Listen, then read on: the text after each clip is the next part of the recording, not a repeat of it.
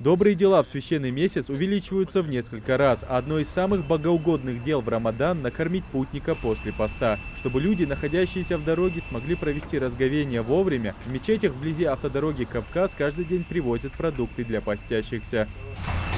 Вот так вот. Вот стоит вода. Вода, фрукты и, конечно же, финики. Каждый желающий, заехавший в мечеть, может не только совершить вечерний намаз, но и разговиться. Акция проводится ежедневно сотрудниками Минсельхоза по поручению главы региона.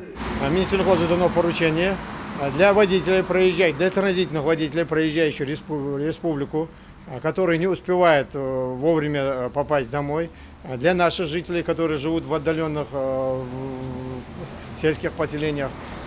Вот для них специально в придорожных мечетях мы выставляем продукты питания. Это хурма, яблоки, производство нашего сад-гигант, который нам предоставил руководитель Бекхан Хамчиев.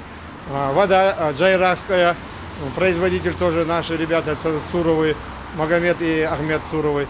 Вода Ачулыки, потом бананы, все, что, чтобы человек мог быстро осуществить разговение.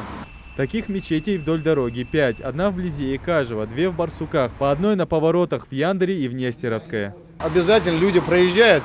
На второй день ты приходишь, все там бывает пусто, потому что люди посещают мечети, значит, людям это нужно. Значит, если людям нужно, значит, это очень хорошо, и значит, это угодно Богу.